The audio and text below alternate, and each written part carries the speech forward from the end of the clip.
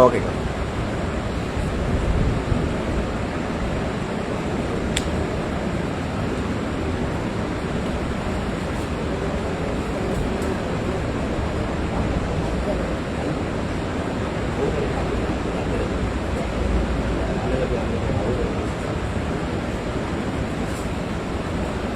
السلام عليكم ورحمة الله وبركاته.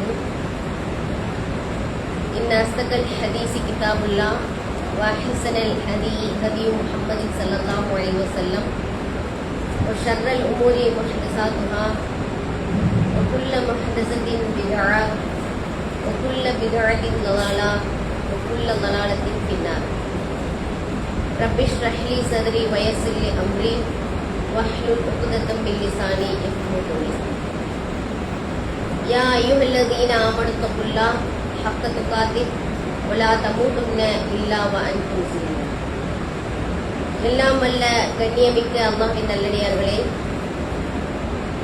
எத்தனையோ கேளிக்கைகளான விஷயங்கள் இருந்தும் அதையெல்லாம் புறம் தள்ளிவிட்டு அல்லாஹ்வுடைய வசனங்களையும் நபிகள் நாயகம் ஸல்லல்லாஹு அலைஹி வஸல்லம் அவர்களுடைய பொன்மொழிகளையும் கேட்டு அதன்படி நம்முடைய வாழ்க்கையை அமைத்துக் கொள்ள வேண்டும் என்ற ஒரு நோக்கத்தில் இங்கு அனைவரும் ஒன்று குழுமியுள்ளோம். அதற்கான கூலியை வல்ல ரஹ்மான் உங்களுக்கும் எனக்கு தந்தார் புரிவானாக.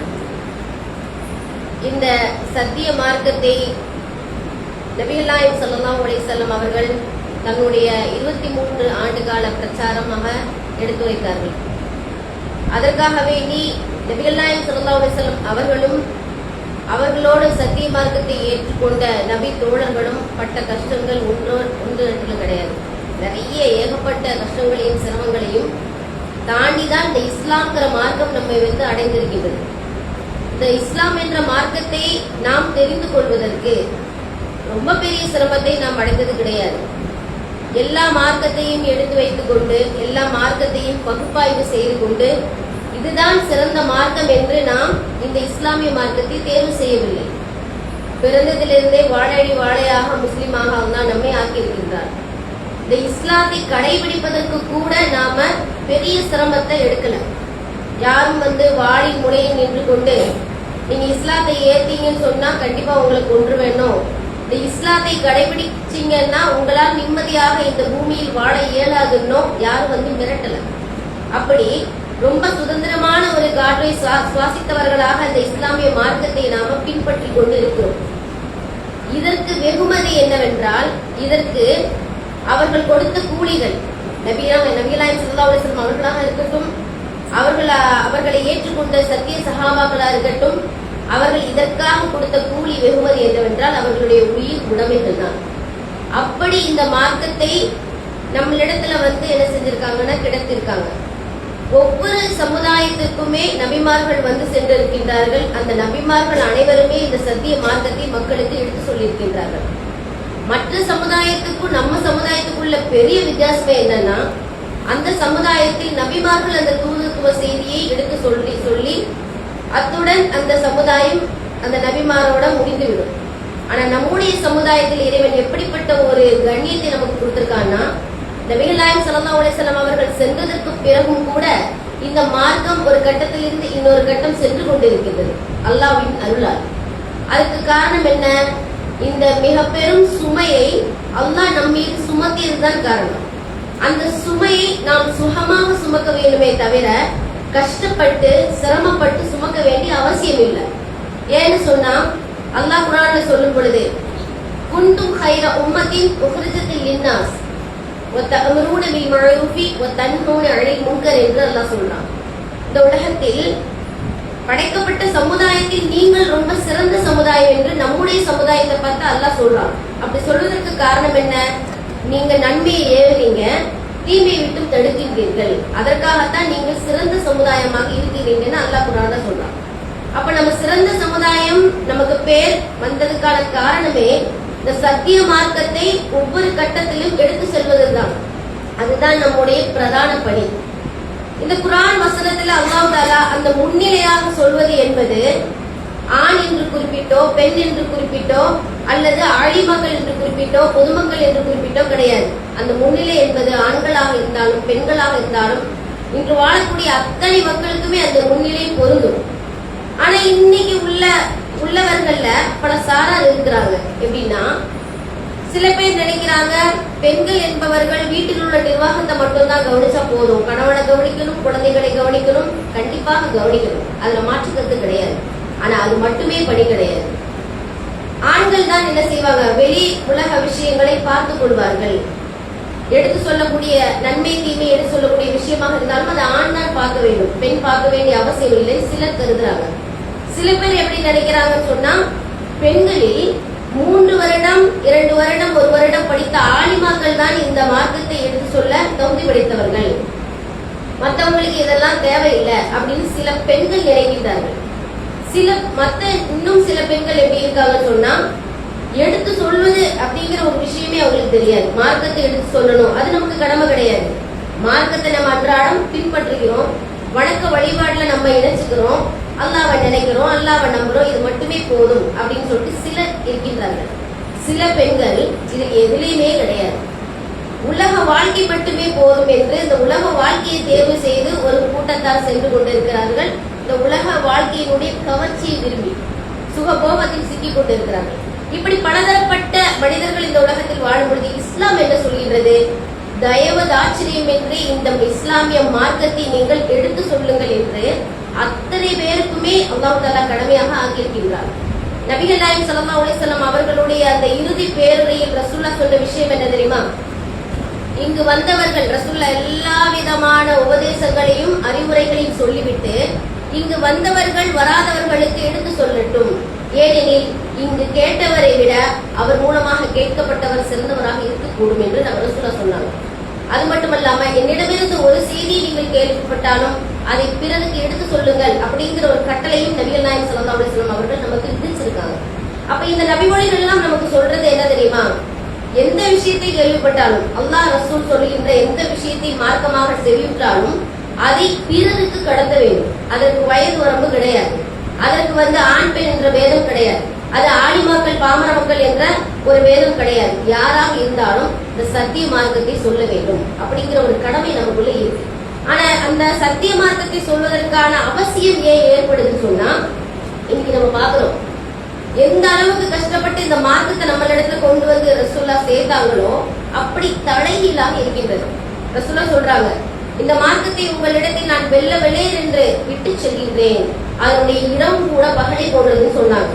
அந்த அளவுக்கு ஒரு தூய்மையான மார்க்கம், எந்த வித ஒரு அழுக்குமே மாசுமே படியாத ஒரு மார்க்கத்துல இன்னைக்கு இஸ்லாமிய மார்க்கம் என்றால் எப்படிப்பட்டதாக மக்களுக்கு தெரிகின்றது. இஸ்லாம் அநேக தீமைகளை ஒழித்தது, மூட நம்பிக்கைகளை காலில் போட்டு மிதிச்சுட்டு இஸ்லாம். ரசூலுல்லாஹ் அப்படிதான் சொன்னாங்க இறுதி பேர்ல, மூட நம்பிக்கைகளை என் காலில் போட்டு நான் மிதிக்கின்றேன் அப்படின்னு. அதே மாதிரி நற்குணங்களை இஸ்லாம் நமக்கு கற்று தந்திருக்கின்றது, வணக்க வழிபாடுகளை கற்று தந்திருக்கிறது, அனாச்சாரங்களை ஒழிச்சிருக்கு. முக்கியமா சமுதாயத்தின் மீது அக்கறை கொள்ள வேண்டும் என்ற ஒரு உபதேசத்தையும் இஸ்லாம் நமக்கு சொல்லியிருக்கு. இப்படிப்பட்ட மார்க்கத்தை இருந்து கொண்டு இன்னைக்கு நாம எனக்கு என்னன்னு வாழ்ந்துட்டு இருக்கோம். முக்கியமாக பெண்கள், இந்த தலைப்பு கொடுக்கப்பட்டதனுடைய நோக்கமே பெண்களுக்கு தான். ஏன்னா பெண்கள் என்பவர்கள் குறிப்பிட்ட ஒரு வட்ட வரைவுக்குள் தங்களுடைய வாழ்க்கையை சுருக்கிக் கொள்கிறார்கள். இதுதான் என்னுடைய உலகம், கணவனை பார்த்துக் கொள்வது, குழந்தைகளை பார்த்துக் கொள்வது, வீட்டோடு இருக்க வேண்டும் என்பதுதான் அவர்களுடைய கட்டளையாக நினைக்கிறாங்க. அதாவது பெண்களை பொறுத்த வரைக்கும் அனாவசியமாக வெளியில் சுற்றுதல் என்பது இஸ்லாத்துல கிடையாதுதான். அல்லாஹ்வே குர்ஆன்ல சொல்றான், கர்ணபி புயூதிக்குன்ன, உங்களுடைய வீடுகளில் நீங்க இருந்து விடுங்கள், அறியாமை பெண்கள் சுற்றி திரிவதை போல நீங்க என்ன பண்ணாதீங்க, சுற்றி திரியாதீர்கள் என்ற கட்டளை பெண்களுக்கு உண்டு, அதுல மாற்றுக்கிறது கிடையாது. ஆனால் அது எதற்காக வெளியே ஏற்படுத்தப்பட்ட கட்டளைனா, அனாவசியமாக தேவையில்லாம வெளியில சுத்தக்கூடாது, எந்த வித தேவையும் இல்லாம வெளியே சுத்துறதுக்கு நல்ல பண்பு கிடையாதுங்கிறது தான் இஸ்லாம் சொல்லுதே தவிர இந்த இஸ்லாத்தை எடுத்து சொல்வதற்காக வெளியிலே போகக்கூடாது. ஏன்னா நிறைய பெண்கள் அப்படிதான் நினைக்கிறாங்க, பயான் நமக்கு தேவையில்லை, நம்ம யாருக்கு போய் எடுத்து வெளியில போய் சொல்லக்கூடாது, வீட்டில் உள்ள கடமைகளை பார்த்து கொண்டாலே போதுமானதுன்னு நினைக்கிறோம். ஆனா இஸ்லாம் அப்படி வலியுறுத்தல, ஆண்களாக இருந்தாலும் பெண்களாக இருந்தாலும் பிறருக்கு அந்த மார்க்கத்தை எடுத்து சொல்ல வேண்டும். ஏன்னா இன்னைக்கு மார்க்கம் என்பது இஸ்லாம், இவர்கள் எல்லாம் இஸ்லாமியர்கள் தானா என்று கேள்வி கேட்கின்ற அளவுக்கு இன்னைக்கு உலகம் சென்று கொண்டிருக்கிறது. நிறைய மூட நம்பிக்கைகள்ல மக்கள் சிக்கி தவிர்க்கின்றார்கள். அல்லாஹ்வை பற்றி சரியான புரிதலோ ஈமானோ இன்னைக்கு கிடையாது. அப்படி ஈமான் கொண்டவர்களாக இருந்தாலும் அந்த ஈமான்ல உறுதிப்பாட்டு உடையவர்களாக இருக்கிறது கிடையாது. அதனாலதான் இன்னைக்கு இன்னைக்கு அல்லாஹ்விடம் கேட்கக்கூடியவர்கள் அவுலியாக்களிடம் செல்வதற்கான காரணம், கபர்களை முட்டுவதற்கான காரணம். ஆனா நபிகள் நாயகம் ஸல்லல்லாஹு அலைஹி வஸல்லம் அவர்களாக இருந்தாலும் சரி, ரசூலுல்லாஹ் போல நிறைய தூதர்கள் இந்த உலகத்துக்கு வந்திருக்காங்க. அவங்களுடைய சம்பவம் நமக்கு எடுத்து சொல்வது என்னவென்றால், இந்த உலகத்துல நீங்க பார்க்கக்கூடிய என்ன தீமையாக இருந்தாலும் அதை தடுக்க வேண்டிய அந்த நன்மையை ஏவுகின்ற தீமையை தடுக்கின்ற பணி உங்களுக்கு இருக்கின்றது என்பதை அல்லாஹ் நிறைய வரலாறுகள் மூலமாக நமக்கு சொல்லி காட்டலாம். முக்கியமா சுலைமான் அலைஹிஸ்ஸலாம் அவர்களுடைய வரலாற்றுல எறும்பெல்லாம் சென்று கொண்டிருக்கும் பொழுது சுலைமான் அலைஹிஸ்ஸலாம் அவர்களும் அவர்களுடைய படையும் வந்து கொண்டிருக்கும். எறும்புகள் பேசக்கூடிய அந்த பேச்சினுடைய திறனை, கேட்கின்ற திறனை சுலைமான் அலைஹிஸ்ஸலாம் அவர்களுக்கு அல்லாஹ் தஆலா வழங்கி இருந்தான். அப்படி இருக்கும் பொழுது அந்த ஒரு எறும்பு மற்ற எறும்புகளுக்கு இடுகின்ற கட்டளை என்னன்னா, சுலைமானும் அவருடைய படைகள் வந்து கொண்டிருக்கின்றது, உங்களை அறியாமல் மிதித்து விடக்கூடும், அதனால நீங்கள்லாம் என்ன செய்யுங்க, உங்களை காப்பாற்றிக் கொள்ளுங்கள் என்று அந்த ஒரு எறும்பு, அந்த எறும்பின் மூலமாக இறைவன் நமக்கு சொன்ன பாடம் என்னன்னா, இன்னைக்கு ஒரு தீமை நடக்கின்ற போது நமக்கு ஏற்படுகின்ற இடர்கள், ஆபத்துகள் வரும் பொழுது மற்றவர்கள் பார்த்து சும்மா இருக்கக்கூடாது, மற்றவங்களுக்கு அதை எச்சரிக்கை விடுக்க வேண்டும் என்ற ஒரு தத்துவத்தை தான் இந்த எறும்பு மூலமாக இறைவன் நமக்கு பாடம் கற்பிக்கின்றார். ஆனா இன்னைக்கு தீமையிலே மிகப்பெரிய தீமை எது அப்படின்னு சொன்னா, இந்த இஸ்லாத்தை ஒண்ணு இல்லாம ஆகி இஸ்லாத்தினுடைய அந்த வணக்க வழிபாடுகளோ அதனுடைய சட்டத்திட்டங்களோ சரியாக பேணாமல் அந்த மறுமைக்கான வாழ்க்கையை இன்னைக்கு மக்கள் துளைத்துக் கொண்டிருக்கிறார்கள், ஆண்களும் பெண்களும். அப்ப ஆண்களாக இருந்தாலும் பெண்களாக இருந்தாலும் அவர்களுக்கு நம்ம அந்த சட்ட திட்டங்களையும் அவர்களுடைய அந்த கொள்கை கோட்பாடுகளையும் சரியான முறையில் எடுத்து சொல்வது நம்முடைய கடமை. இன்னைக்கு நிறைய பெண்கள் என்ன பண்றாங்கன்னா, இன்னைக்கு வட்டி அதிகமாக பெறுவதற்கு காரணம் ஆண்கள் மாத்திரம் கிடையாது, பெண்களும் அதற்கு உறுதுணையாக இருக்கின்றார்கள். பெண்கள் தான் முதலாக அந்த கணவனை நம்ம அனுசரிச்சு அவங்க இந்த வியாபாரத்துல வட்டியை வாங்குவதற்கு ரொம்ப பெரிய ஒரு துணையாக இன்னைக்கு பெண்கள் இருக்கிறாங்க. அதே போல அனாச்சாரமான விஷயங்கள், இன்னைக்கு திருமணம் வீடுகளாக இருந்தாலும் சரிதான், அல்லது மற்ற விசேஷங்கள்ல இன்னைக்கு அனாச்சாரம் பெருகுவதற்கும் மிக முக்கியமான காரணமாக பெண்கள் இருக்கின்றார்கள். அவங்களுக்கு நட்பண்புகள் அப்படிங்கிறதே இல்லாம போயிடுச்சு. இன்னைக்கு எந்த அளவுக்கு இஸ்லாம் கொள்கை வலியுறுத்துதோ அந்த அளவுக்கு நற்பண்புகளை வளர்த்துக் கொள்ளும்படி சொல்லுது. இன்னைக்கு பெண்களிடம் இருக்கக்கூடிய நட்பண்புன்னா என்ன சொல்லுவோம்? இன்னைக்கு பெண்கள் அப்படின்னாலே அவங்களுக்கு உதாரணமா என்ன சொல்லுவாங்கன்னு சொன்னா பொறுமை. பெண்கள் கண்டிப்பாக பொறுமையை கடைபிடிக்க வேண்டும். இது பெண்களுக்கு இடப்பட்ட கட்டளை மட்டும் கிடையாது, பெண்களாக இருந்தாலும் ஆண்களாக இருந்தாலும் நற்குண விஷயத்தில் சரியான முறையில நடக்கணும். இன்னைக்கு நடைமுறையில கொண்டு வர்றது கிடையாது. அப்ப இதற்கெல்லாம் மூல காரணம் என்னன்னு சொன்னா, இந்த அழைப்பு பணியினுடைய அவசியத்தை பார்க்கும் பொழுது அதை சொல்வது மட்டுமே நம்முடைய கடமையாக எடுத்துக்கொள்ளக் கூடாது. ஏன்னா இஸ்லாத்தை பொறுத்த வரைக்கும் சொல்லும் செயலும் தான் தாவா. இன்னைக்கு நம்ம ஒரு அழைப்பு பணியில இருக்கோம் அப்படின்னா மக்களுக்கு எடுத்து சொல்லும் பொழுது நம்ம இடத்துல அந்த செயல்பாடுகள் நிறைவாக இருந்தால் மட்டும்தான் மற்ற மக்களுக்கு நம்ம என்ன செய்ய முடியும், எடுத்து சொல்ல முடியும். நம்முடைய அந்த செயல்பாட்டை பார்த்து கவரப்பட்டுதான் அவர்கள் நம்முடைய பேச்சையே கேட்பாங்க. ஏன்னா அல்லாஹ்வுடைய தூதர் சொல்லொன்றும் செயலொன்றுமாக இருக்கல. எந்த அளவுக்கு சொற்கள் மூலமாக உபதேசத்தை எடுத்து சொன்னார்களோ அதே அளவுக்கு தன்னுடைய நடைமுறையிலும் அவர்கள் வாழ்ந்து காட்டினார்கள். அப்ப நடைமுறையிலும் சேர்த்து நம்மளுடைய வாழ்க்கையை திருத்திக் கொண்டாங்க. ஏன்னா ரசூலுல்லாஹ் அந்த மக்களுக்கு மத்தியில வச்ச போதனை என்னன்னா, இத்தனை வருட காலமாக உங்களுடன் நான் வாழ்ந்து கொண்டிருக்கின்றேன் என்று தன்னுடைய வாழ்க்கையை எடுத்துக்காட்டி. ஏன்னா நபி அவர்களை பைத்தியக்காரன் சொன்னாங்க, கவிஞன் சொன்னாங்க, சூனியம் வைக்கப்பட்ட மனிதன் சொன்னாங்க. ஆனா ரசூலுல்லாஹ்வுடைய குணத்துல எந்தவித குறையுமே அவர்களால் சொல்ல இயலல. ஏன்னா அந்த அளவுக்கு ஒரு பரிசுத்தமான ஒரு வாழ்க்கை. இந்த உலகத்துல தலைவர்களுடைய வாழ்க்கையை பார்த்தீங்கன்னா, அவர்களுடைய தலைமை பொறுப்புக்கு வந்த பின் அவர்களுடைய வாழ்க்கை, அதற்கு முன் அவர்களுடைய வாழ்க்கையை பிரிக்கலாம். அப்படி பிரிச்சு பார்க்கும் பொழுது தலைமை பொறுப்புக்கு வந்ததுக்கு பிறகுதான் தன்னை சீர்திருத்திக் கொள்ள வேண்டும் அப்படிங்கிற ஒரு முயற்சியை அவர்கள் மேற்கொள்வார்கள். ஆனா அல்லாஹ்வுடைய தூதருடைய வாழ்க்கை எடுத்துக்கிட்டீங்கன்னா, அவர்களுடைய அந்த பிறந்ததிலிருந்து பருவ வயசை அடைந்ததிலிருந்து அவங்க மரணிச்ச வரைக்கும் எந்த குறையுமே நம்ம இவர்களிடம் சொல்ல முடியாது. அப்படிப்பட்ட ஒரு பரிசுத்தமான வாழ்க்கையை வாழ்ந்துதான் உபதேசத்தை மக்களுக்கு முன் எடுத்து சொன்னார்கள். இப்ப நம்முடைய கடமை அழைப்பு பணியில் கவனம் செலுத்துவது மட்டும் கிடையாது. அழைப்பு பணி என்றால் என்ன? அழைப்பு பணி என்பது சொல்லும் செயலும். அப்படி சொல்கின்ற போது நம்மளிடத்துல என்னென்ன பண்புகளை எல்லாம் வளர்த்துக் கொள்ள வேண்டும்ங்கிறதும் கவனிக்கணும். இப்படி நம்ம அழைப்பு பணியை சொல்றது எந்த அளவுக்கு முக்கியமோ அதே அளவுக்கு முக்கியம் சொல்வதற்கு எது அவசியம். இஸ்லாம் அறிவுக்கு ரொம்ப முக்கியத்துவம் கொடுக்குது. குருடனும் பார்வையுடனும் சரிசமம் ஆவார்களா, இருளும் ஒளியும் சமமாகுமா என்று அல்லாஹ் தஆலா என்ன செய்யறான்னா கல்வி உடையவர்களுடைய தரஜாக்களை உயர்த்துவதாக சொல்லி காட்டுகிறார். அப்ப இன்னைக்கு தாவா படத்தில் இருக்கக்கூடிய ஒவ்வொருத்தருமே ஒவ்வொரு நாளும் நம்மளுடைய அறிவை மெருகேற்றணும். நபிகள் நாயகம் ஸல்லல்லாஹு அலைஹி வஸல்லம் அவர்களுடைய காலகட்டத்தில் வாழ்ந்த சஹாபாக்கள் இஸ்லாத்தை எடுத்து சொல்வதற்கு ஊர் ஊராக பயணித்தார்கள்.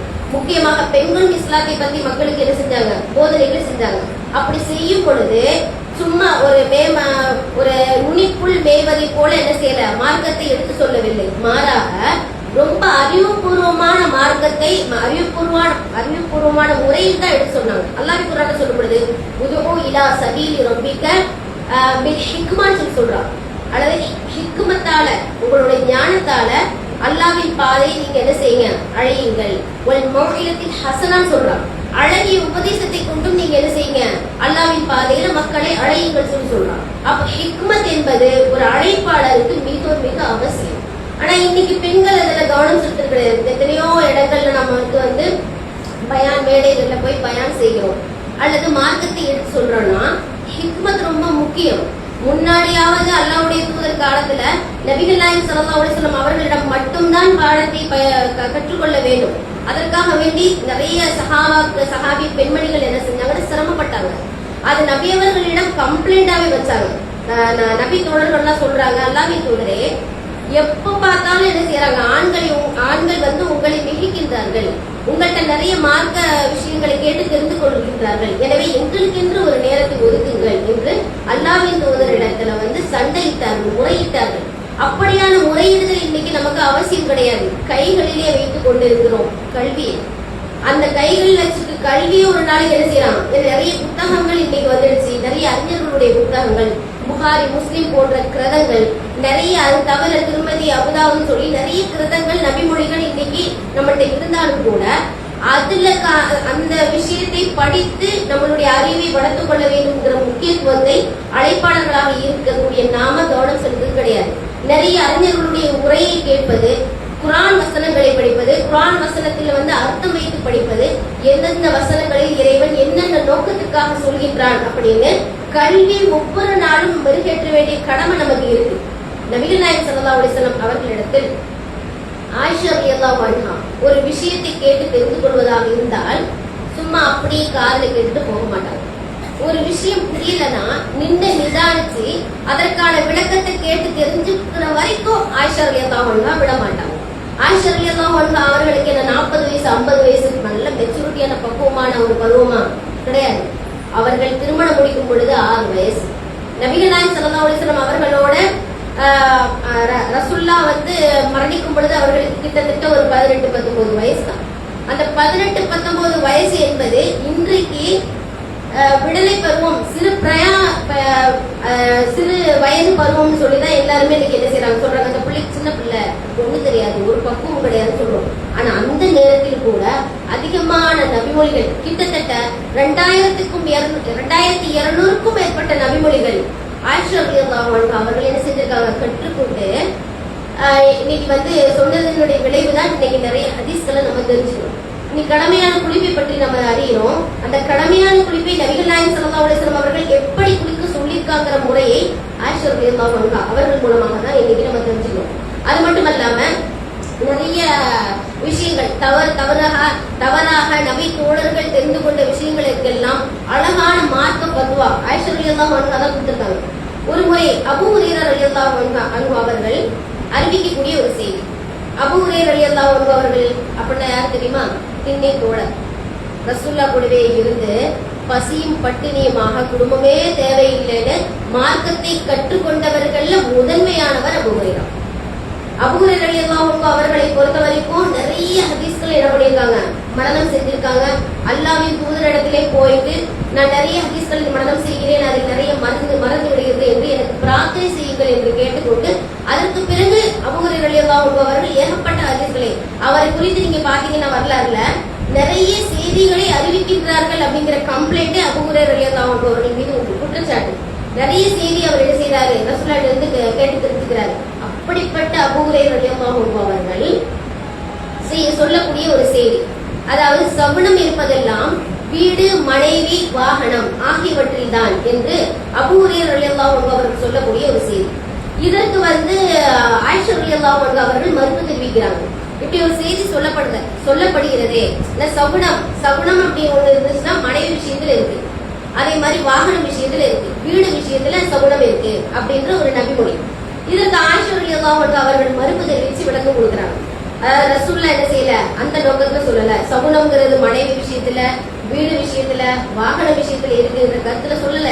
ஏன்னு கேட்டா ரசூலுல்லாஹ் சொன்ன காரணம், சகுனம் அந்த அறியாமை காலத்தவர்கள் சகுனம் பார்த்து வந்ததெல்லாம் மனைவி, வீடு, வாகனம் விஷயத்தில் தான். இந்த கருத்து தான் ரசூலுல்லாஹ் சொன்னாங்களே தவிர மனைவி விஷயத்துல, வாகன விஷயத்துல, வீடு விஷயத்துல சகுனம் இருக்குன்ற கருத்துல சொல்லல அப்படின்றாங்க. அது போக ரசூலுல்லாஹ் என்ன செஞ்சிருக்காங்கன்னா, ஆயிஷா ரலியல்லாஹு அன்ஹா அவர்கள் நிறைய எதிர்கேள்விகளை கேட்டிருக்காங்க. ஒரு விஷயத்தை புரியலன்னு சொன்னா தெளிவுபடுத்திக் கொள்வார்கள், எதிர்கேள்வியும் சந்தேகங்களையும் கேட்டிருக்காங்க. ஒரு முறை ரசூலுல்லாஹ் சொல்றாங்க, இந்த மாதிரி விசாரிக்கப்படுபவர்கள் எல்லாம் தண்டிக்கப்படுவார்கள் அப்படின்னு ஆயிஷா ரலியல்லாஹு அன்ஹா அவங்கள்ட்ட சொல்லும் பொழுது நம்ம என்ன நினைப்போம், அன்றைய அந்த மறுமை நாளில் அல்லாஹ்வின் சன்னிதானத்துல நிற்கும் பொழுது அல்லாஹ் விசாரிப்பான். யாரையெல்லாம் அல்லாஹ் தஆலா விசாரிக்கிறானோ அவங்களாம் கண்டிப்பா அவங்களுக்கு என்ன உண்டு, தண்டனை உண்டு அப்படின்னு நம்ம விளங்கிட்டு, ஓ இது ரசூலுல்லாஹ் இதை தான் சொல்ல வர்றாங்கன்னு நிறுத்திப்போம். ஆனா ஆயிஷா ரலியல்லாஹு அன்ஹா கேள்வி கேட்கிறாங்க. கேள்வி கேட்கறது சாதாரணமா சும்மா கேட்கல, ஒரு குர்ஆன் வசனத்தை மேற்கோள் காட்டி கேட்கிறாங்க. வஹி செய்தியை வைத்தே ஒரு வஹி செய்திக்கு விளக்கம் கேட்கிறாங்க. ஃபஅம்மா மன் ஊதிய கிதாபஹு ஃபஹுவ யுஹாஸபு ஹிசாபன் யஸீரான் அல்லாஹ் சொல்லலையா, எவருடைய வலதுகரத்தில் ஏடு வழங்கப்படுகின்றதோ அவர் மிக லேசான முறையில் விசாரிக்கப்படுவார் சொல்லிட்டு அல்லாஹ் குர்ஆன்ல சொல்றானே. அப்ப லேசான முறையில் விசாரிக்கப்படுவார்னா ஏன் தண்டிக்கப்படணும்? அவ்வளவு அழகான முறையில அறிவுபூர்வமா கேட்கும் பொழுது ரசூலுல்லாஹ் சொல்றாங்க, அதாவது விசாரிக்கப்படுபவர்கள் எல்லாம் தண்டிக்கப்படுவார் என்ற கருத்து என்னன்னு சொன்னா, துருவி யார் விசாரிக்கப்படுகிறார்கள். இந்த லேசான முறையில் விசாரிக்கப்படுதல் என்பது ஒரு சிறு எடுத்துக்காட்டு தான். நீ இன்னது செஞ்ச பாருங்கிறத ஒரு எடுத்துக்காட்டை தவிர அது ஒரு விசாரணைக்குள்ளே வராது. ஆனா துருவி ஒவ்வொரு விஷயங்களையும், ஒவ்வொரு செலவினங்களையும், ஒவ்வொரு காலகட்டத்தையும், நம்மளுடைய ஒவ்வொரு பருவத்தையும் எப்படி கழித்தோம் என்பதை அல்லாஹ் ஒவ்வொன்றையாக விசாரிக்கும் பொழுது, ஒவ்வொரு பொறுப்புகளையும் குறித்து அல்லாஹ் விசாரிக்கும் பொழுது அவன் கண்டிப்பாக தண்டிக்கப்படுவான் அப்படின்னு அந்த ஒரு விஷயத்திற்கு அல்லாஹ்வுடைய தூதர் என்ன செய்யறாங்க, விளக்கம் கொடுக்குறாங்க. அப்ப கேள்வி கணைகளை தொடுப்பதே ஒரு அறிவினுடைய உச்சம் தான். சும்மா ஒரு விஷயம் சொல்லப்படுது, அதை நம்ம காதால கேட்டுட்டு போறோம் இல்லாம, அந்த கேள்விக்கு அந்த ஒரு செய்திக்கு ஒரு கேள்வியாக கேட்கும் பொழுது அங்கு தெளிவான ஒரு விளக்கம் மக்களுக்கு மத்தியில் என்ன செய்யும், கிடைக்கும். அப்படிப்பட்ட ஒரு அறிவு சுடராக ஆயிஷா ரலியல்லாஹு அன்ஹா அவர்கள் திகழ்ந்தார்கள். அது மட்டுமல்லாம நிறைய செய்திகள், இது தவிர்த்து நிறைய செய்திகள் ஆயிஷா ரலியல்லாஹு அன்ஹா அவர்கள் சொல்லும் பொழுது குர்ஆன் வசனத்தை முன்னிட்டு அதை வைத்து ஆதாரமாக வைத்து தான் என்ன செஞ்சிருக்காங்கன்னா விளக்கம் கொடுத்திருக்காங்க. ஆயிஷா ரலியல்லாஹு அன்ஹா ஒரு முறை சொல்றாங்க, மஸ்ரூக் ரஹ்மத்துல்லாஹ் அவர்கள். இந்த மஸ்ரூக் யாருன்னு சொன்னா, ஆயிஷா ரலியல்லாஹு அன்ஹா அவர்களிடம் பாடம் கற்றுக்கொண்ட ஒரு மாணவர். அவர் ஒரு தாபி.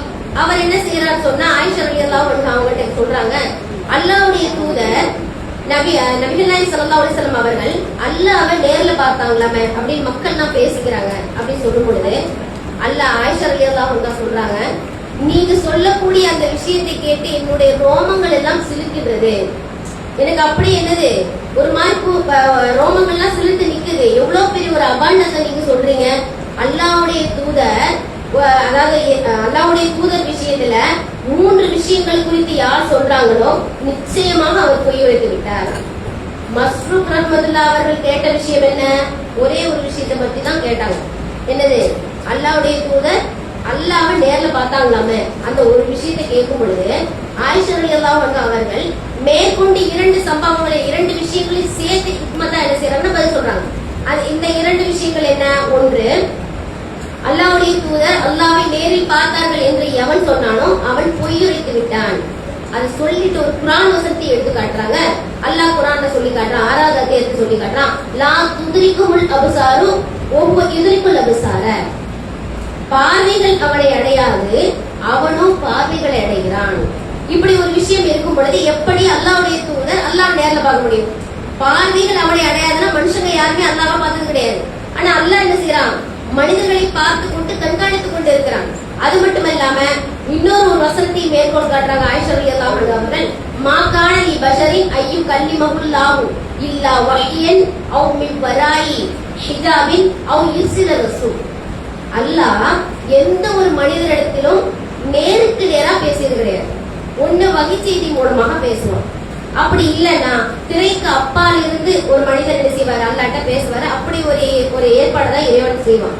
அப்படி இல்லைன்னா ஒரு தூதரை அல்லாஹ் ஏற்படுத்துவான். தூதர்னா மலக்கை அனுப்பி வைத்து அவர் மூலமாக அல்லாஹ் என்ன செய்வான், பேசுவானே தவிர நேருக்கு நேராக அல்லாஹ்வுடைய தூதர் அல்லாஹ்வை பார்த்ததே கிடையாது.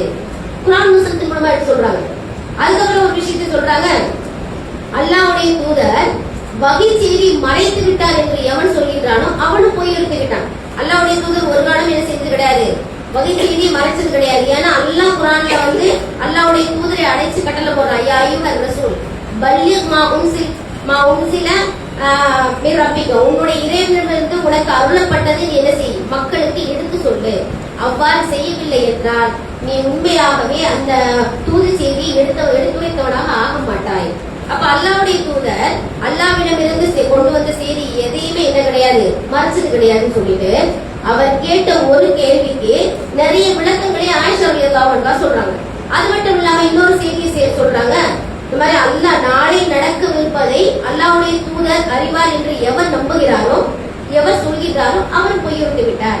அல்லாஹ்வுடைய தூதருக்கு மறைவான விஷயங்கள் தெரியாது அப்படின்னு சொல்லிட்டு அதற்கு ஒரு வசனத்தை என்ன செய்யறாங்க, சொல்றாங்க. அந்த நேரத்தை பற்றிய ஞானம் அல்லாஹ்விடத்திலே இருக்கிறது. யுனஸ்ஸிலுல் கைஸ, அல்லாஹ்வை மழையை இறக்குகிறான். ஒய் யஅலமு மா ஃபில் அர்ஹாமி, கருவில் உள்ள அந்த கர்ப்ப அறைக்குள் இருப்பதை அல்லாஹ்வை அறிகின்றான். மாதா அதாவது ஒரு மனிதன் நாளை எதை சம்பாதிப்பான் என்பதையும் அல்லாஹ்வை அறிவான். ஒரு ஆத்மா எந்த பூமியில் மரணிக்கும் என்பதை அல்லாஹ்வை அறிவான். இப்படி மறைவான விஷயங்கள் எல்லாமே இறைவனுக்கு மட்டும்தான் தெரியுமே தவிர வேறு யாருக்கும் தெரியாது. அப்படி இருக்கும் பொழுது அல்லாஹ்வுடைய தூதர் எப்படி மறைவான விஷயத்தை அறிவார்? இப்படி அறிவுபூர்வமான முறையில சஹாபா அதாவது தாபியங்களுக்கு கூட பாடம் நடத்தியவர் ஆயிஷா ரலியல்லாஹு அன்ஹா. அப்போ ஒரு அழைப்பு பணியில் இருக்கக்கூடிய நமக்கு எது முக்கியத்துவம் வாய்ந்ததுன்னு சொன்னா முதல்ல ஹிக்மத், அந்த ஞானத்தை அறிவை நாம் வளர்த்து கொண்டமே. ஆனால் இன்னைக்கு பாக்குறோம் எத்தனை கலைவரங்கள் இந்த இஸ்லாமிய மார்க்கத்தை வச்சு நிறைய பேர் இன்னைக்கு இஸ்லாத்தில் இருந்து கொண்டு சூனியம் ஒண்ணு உண்டு என்று நம்பி இன்னைக்கு இஸ்லாத்தை விட்டு வெளியே போறாங்க.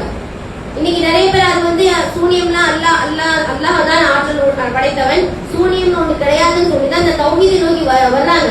அதுக்கு பிறகு மத்தவங்க வைக்கக்கூடிய அந்த வாதத்துல அவர்களுடைய வாதம் மிகைத்து விட்டால், இவர்களிடத்தில் பதில் இல்லாவிட்டால் அந்த மார்க்கத்தை விட்டு பிறண்டு சொல்லக்கூடிய காட்சி பார்க்கணும். ஒருவரிடத்துல பதில் இல்லை என்றால் பதில் தெரியவில்லைன்னு அர்த்தமே தவிர அதுக்கு பதில் இல்லைன்னு அர்த்தம் கிடையாது. அந்த பதில் ஏன் தெரியல, மார்க்கத்தை பற்றி சரியான புரிதல் கிடையாது. அல்லாஹ்வை பற்றி அல்லாஹ்வின் மீது உள்ள அந்த நம்பிக்கை குறித்து நமக்கே போதுமான அறிவு கிடையாது. அந்த அறிவை நம்ம எதன் மூலமாக பெற்றுக்கொள்வோம்னா திருமறை வசனங்கள் மூலமாக, நிறைய நபிமொழிகளை அறிவதன் மூலமாக, ரசூலுல்லாஹ்வுடைய வாழ்க்கையை நாம் அறிந்து கொள்வதன் மூலமாகத்தான் அல்லாஹ்வின் மீது உள்ள அந்த ஆழமான நம்பிக்கை நமக்கு பிறகும். இன்னைக்கு நம்பிக்கை இல்லாததுக்கான காரணம் என்னன்னா அந்த நாலேஜ் நமக்கு கிடையாது. அதனாலதான் யார் வாதம் புரிந்தாலும் அதுக்கு பதில் சொல்ல முடியாமல் திணறி போய் மார்க்கத்தை விட்டு இன்னைக்கு என்ன செய்யறாங்க, நிறைய ஜமாத்தை விட்டு போனவங்க முக்கியமான காரணம் என்ன தெரியுமா, சரியான முறையில் விளங்காதனுடைய விளைவுதான். இன்னைக்கு சரியான ஹதீஸ் எது, பலவீனமான செய்தி எது, அதை அறிந்துதான் செயல்படுவேன். நிறைய இன்னைக்கு நம்ம அந்த மாதிரியான வாதங்களை புரியறமே தவிர சரியான ஹதீஸ் பலவீனமான ஹதீஸை எப்படி தெரிந்து கொள்வது, அந்த சூட்சம் நமக்கு தெரியுமா, அந்த கல்வி நமக்கு தெரியுமா? அந்த மாதிரியான கல்வியை அன்றைய காலத்தில் உள்ளவர்கள் நிறைய கட்டு வைத்திருந்தார்கள்.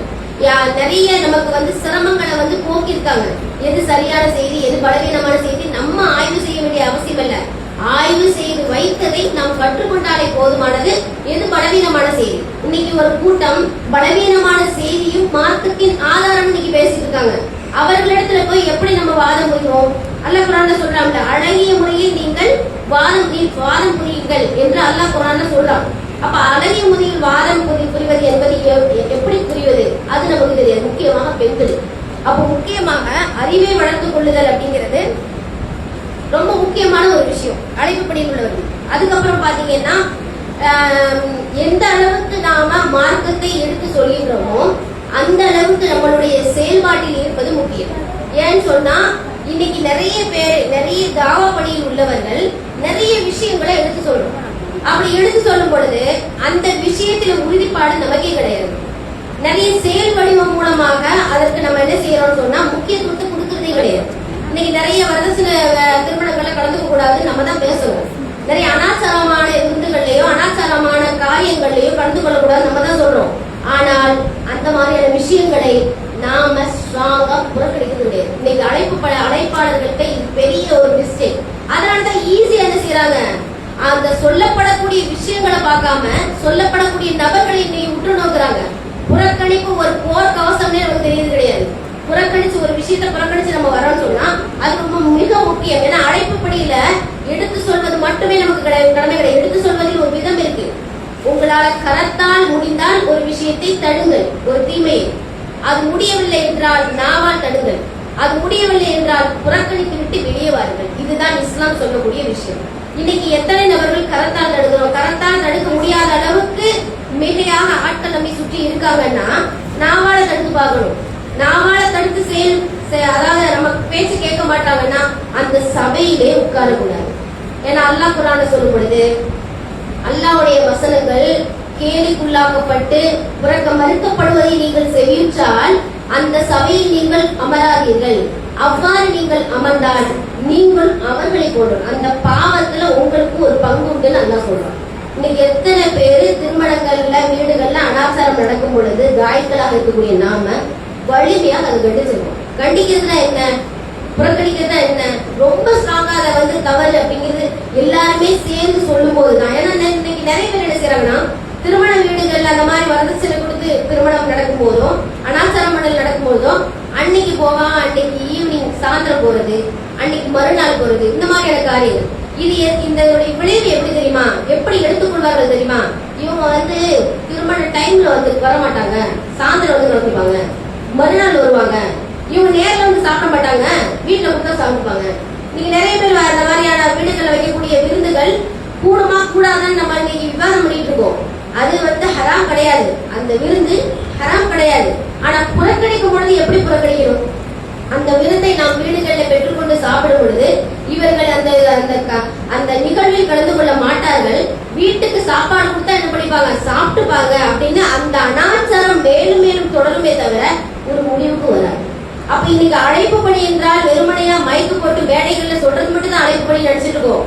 எந்த அளவு ஒரு விஷயத்தை புறக்கணிக்க வேண்டுமோ அந்த அளவுக்கு நாம் புறக்கணிப்பு மூலமா அதை காமிக்கணுமா இல்ல செயல் மூலமா காமிக்கணுமா இல்லையா? நிறைய வீடுகள் வேதனைக்குரிய ஒரு விஷயம் என்னன்னா தௌஹீத்வாதி இல்லங்கள்லயே நிறைய வீடுகள்ல இன்னும் அனாச்சாரங்கள் திருமணம்ங்கிற பேர்ல வாழையடி வாழையா சடங்கா ஆகப்படுது. அது நடந்துச்சு. திருமணம் பத்தி அல்லாஹ் என்ன சொல்றான்? கடினமான உடன்படிக்கை வாகதமின்கும் மீத்தாக்கள் கலீலான்னு சொல்றான். அவர்கள் கடினமான ஒரு உடன்படிக்கையை எடுத்துக் கொள்கின்றார்கள். இந்த பெண்கள் உங்களிடம் எடுக்கின்றார்கள். இன்னைக்கு வந்து ஒரு வியாபாரத்துல ரெண்டு சாரர் பார்ட்னரும் உடன்படிக்கை எடுக்கும் பொழுது அங்க ஏதாவது சடங்கு சம்பந்தம் இருக்கு? திருமணத்துக்கு மட்டும் ஏன் இருக்கு? ஒரு திருமணம் என்றால் ஒரு இஸ்லாத்தின் அடிப்படையில் நடக்கக்கூடிய திருமணம் என்றால் என்னன்னு நாளைக்கு நிறைய பேர் கிடையாது. தௌஹீத்வாதி நிறைய பேர். நம்ம வந்து தௌஹீத்வாதி சொல்றது வந்து நான் வந்து எல்லாத்தையும் சொல்லல, சகட்டுமேக்கு சிலர் தௌஹீத்வாதி தன்னை சொல்லிக் கொள்கிறார்கள். என்ன செய்யறாங்க? இஸ்லாமிய முறையில் திருமணம்னா என்ன அப்படின்னா அதில் அவசியமானவை என்ன அப்படின்னு தெரிந்தாலே போதும், எது அவசியமற்றவைங்கிறது கிடைக்கலாம். அதில் அவசியமானவை என்ன? செலவினம் அவசியமானவை. அந்த செலவினங்களில் யாருக்கு செலவினம் அவசியமானவை? ஆண்களுக்கு செலவினம் அவசியமானவை. அந்த ஆண்களுக்கு கூட எந்த செலவினம் அவசியமானவை? மகர் அவசியமானவை. மகர் கொடுப்பது, வலிமா விருந்து அவசியமானது. அந்த மகரிலும் வலிமா விருந்திலும் ரெண்டிலும் உள்ள டிஃபரெண்ட் என்ன? மகர் என்பது பர்து, வலிமா என்பது சுன்னத். அது கூட நீ தெரியல. அந்த தெரியாதனுடைய விளைவுதான் எதை வந்து கோடி கோடி கொட்டி கொடுக்கணுமோ அதுல கவனம் செலுத்தாம வலிமா விருதுல மட்டும் அதுல கவனம் செலுத்தி இன்னைக்கு கொஸ்டின்ஸ் கேட்கறாங்க நிறைய பேர். வலிமா விருந்து நிறைய உறவினர்கள் இருக்காங்க, நாங்க ஊரை வளர்ச்சி போடலாமா, உறவினர்கள் அழைக்கலாமா, உறவினரை வந்து உபசரிக்கணும் தானே, இப்படியான கேள்விகள் எப்படியாவது அதுல சரி கன்ற மாட்டோமா இன்னைக்கு நிறைய பேர் கேள்விகள் கேட்கறாங்களா இல்லையா? எதற்கு இஸ்லாம் அதிக முக்கியத்துவத்தை கொடுக்குது? குர்ஆன்ல போய் தேடிவார். மகர் தொகையை கட்டாயமாக பெண்களுக்கு வழங்கி விடுங்கள். எந்த அளவு கொடுக்கணும்? பொறுப்புவியல்ங்கிற வார்த்தையை எல்லாம் பயன்படுத்தலாம். எந்த ஆண்களாவது இன்னைக்கு அதுல கவனம் செலுத்துறாங்களா? நிறைய அந்த பெண்களுக்கு அவர்கள் திருமணத்துக்கு பிறகு நடக்கக்கூடிய அந்த சிரமங்கள், அவங்க படக்கூடிய கஷ்டங்கள், அவர்கள் பெறக்கூடிய இழப்புகளுக்கெல்லாம் எவ்வளவு கொடுத்தாலும் தீராது. அதனாலதான் பொறுப்புவேங்கிற வார்த்தை போடுறான். அதுல அதிகமான செலவழிக்கலாமே, பரல அல்ல பறக்க செய்வாங்க. ஆனா அதுல குறைவாக செய்து கொண்டு வலிமா விருந்துல அதை புடிச்சு திக்கிறாங்க. நாங்க நிறைய உறவினர்கள் இருக்காங்க, நிறைய பேர் நாங்க அதனோட அளவு என்ன ஒரு ஆட்டையேனும் வலிமா விருந்தை கொடுன்னு ரசூல்லா சொல்லிட்டாங்க. ரசூல்லாவும் தன்னுடைய வாழ்க்கையில ஆட்டை தான் வலிமா அதிகபட்சமாக கொடுத்தது ஒரு ஆடு.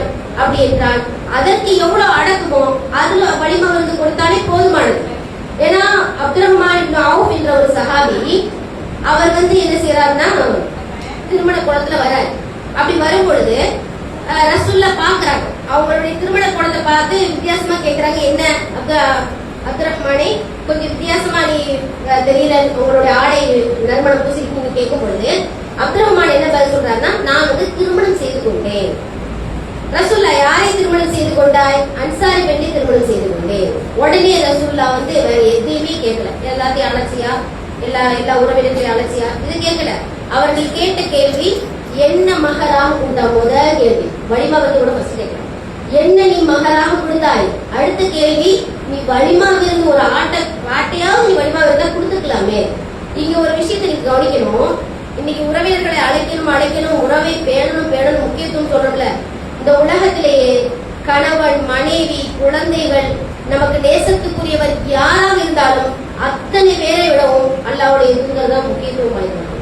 அப்படிப்பட்ட அல்லாஹ்வின் தூதரை அப்துல் ரஹ்மான் இப்னு அவுஃப் திருமணத்துக்கு அழைக்கவில்லை. நம்ம கொஞ்சம் கவனிக்கணும். அதுல சொல்ல வர பாடம் என்ன? அல்லாஹ்வின் தூதரை திருமணத்துக்கு அழைப்பதற்கு முக்கியத்துவம் கொடுக்காத அளவுக்கு சிறந்த பாடத்தை நபி தோழர்களுக்கு ரசூலா கற்றுத்தருக்காங்க. ரசூலா கோபப்பட்டிருக்கலாமே, என்ன நீ திருமணத்துக்கு அழைச்சியா? இல்ல. அப்ப அவ்வளவு உறவினர்களை அழைச்சி அவ்வளவு வலிமாக இருந்து கொடுத்து அனாச்சாரங்களை நம்ம செய்யணுங்கிற அவசியம் கிடையாது. அப்ப திருமண வீடுகள்ல நம்மளுடைய தௌஹீது தொடர்ந்து போகுது.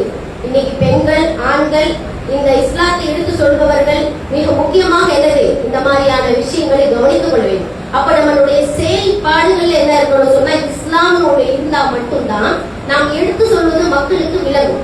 இன்னொன்னு, அநேக மக்கள் விளங்கிக் கொள்ளாத ஒரு விஷயம் என்னன்னா, இன்னைக்கு மக்கள் எல்லாமே வழக்க வழிபாடுகள்ல அதிகமா கவனம் செலுத்தும். நீங்க பாத்தீங்கன்னா யூடியூப் தளங்கள்ல நிறைய பயான் உரைகள்ல மக்கள் பெண்கள் கேட்கின்ற கேள்வி என்னன்னா, நான் என்னென்ன விஷயங்களை செஞ்சா சொர்க்கத்தை நான் பெற்றுக்கலாம் அப்படின்னு அமல்கள் சார்ந்தே அந்த கொஸ்டின் கேட்டுட்டு இருக்காங்க.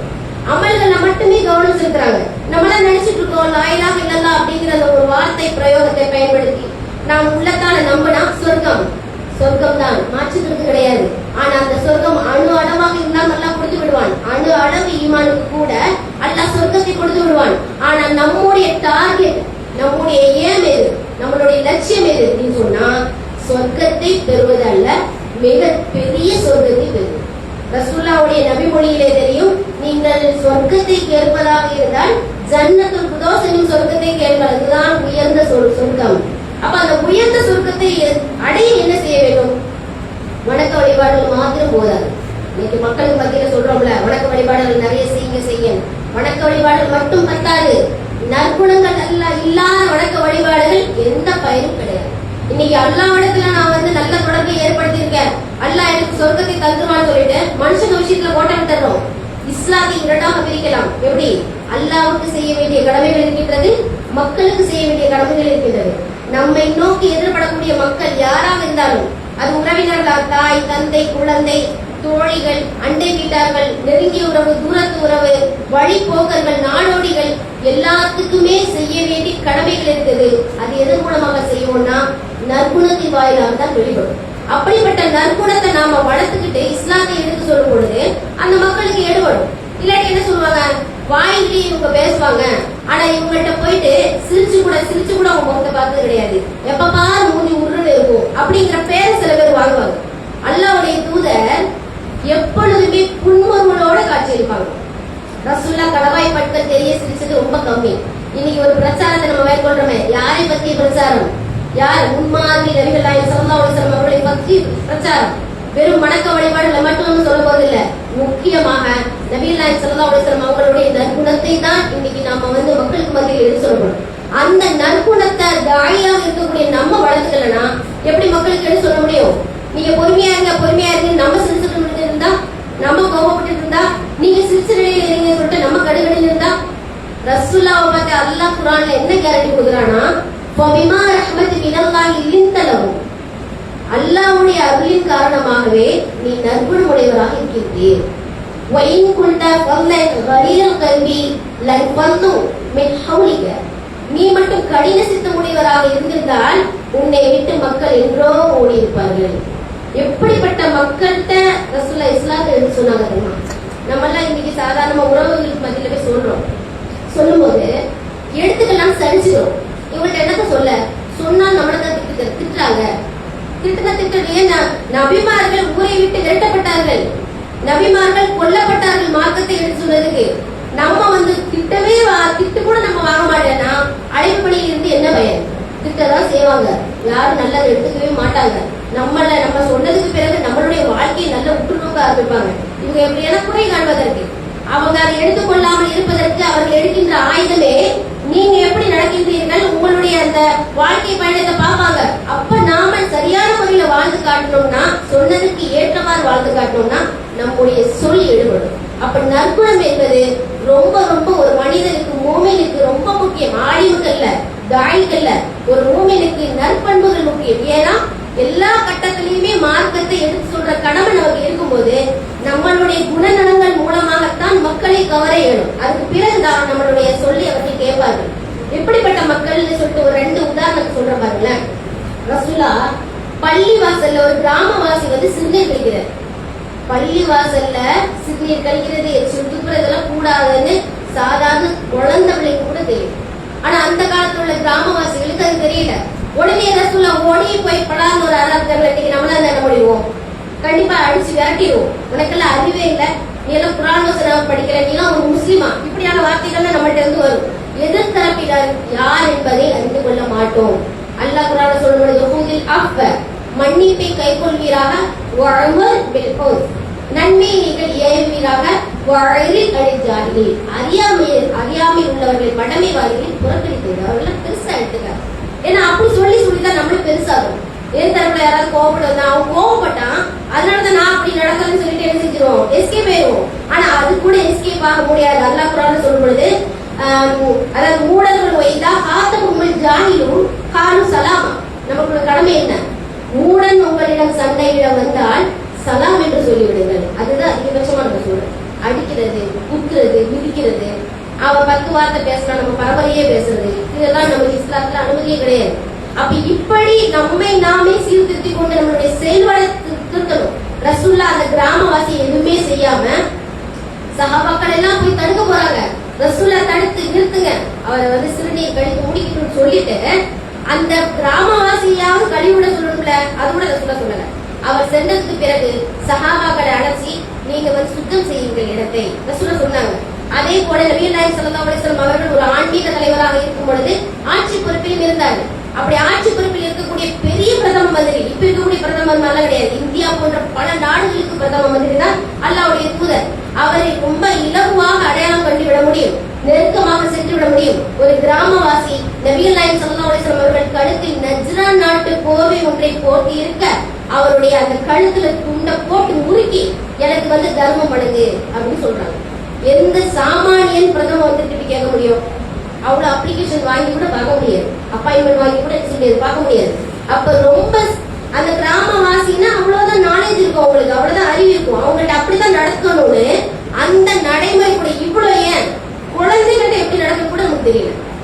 சேட்டை பண்ணா போட்டு அடிச்சு வெளுத்து வாங்குறது, அதுதான் ரொம்ப பெரிய மேதாவித்தனம், அதுதான் ரொம்ப அழகிய பேரண்டிங் நம்ம நினைச்சிட்டு இருக்கோம்.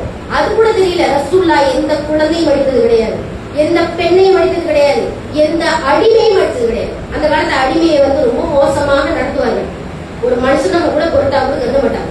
அப்படிப்பட்ட அடிமையை கூட ரசூலுல்லாஹ் அடிச்சது கிடையாது. அடிக்கப்பட்ட காலகட்டம், அடிமைகள் எல்லாம் அடிச்சு நொறுக்கப்பட்ட காலகட்டத்திலே ரசூலுல்லாஹ் அப்படி இருந்திருக்காங்க. அப்ப நமக்கு தாடியாக இருக்கக்கூடிய நமக்கு மேடையில் மைக்க பிடிச்சு பேசுறது மட்டும் பொறுப்பல்ல, செயல்பாடு, நற்குணங்களை வளர்த்துக் கொள்வதும் நம்முடைய பணிங்கிறத நம்ம மறந்துவிடக் கூடாது. இன்னும் நற்குணத்தினுடைய சிறப்பை மட்டும் சொல்லிக்கொண்டு என்னுடைய உரையை நிறைவு செய்கிறேன். அதாவது தாவா பணியினுடைய சிறப்பு அல்லாஹ் குர்ஆன்ல சொல்றான், அல்லாஹ் உங்களுடைய உயிர்களையும் உடைமைகளையும் பெற்றுக்கொண்டு இந்த சொர்க்கத்துக்கு பாகரமாக அல்லாஹ் தஆலா என்ன செஞ்சுட்டான், அதை விலைக்கு வாங்கி கொண்டான் என்று அல்லாஹ் குர்ஆன்ல சொல்றான். சொர்க்கத்திற்கு பகரம் என்னது? நம்மளுடைய உயிரும் உடைமையும். அப்ப உடலாலும் பொருளாலும் இந்த மார்க்கத்துக்காக வேண்டி போராடக்கூடிய கடமை நமக்கு இருக்கு.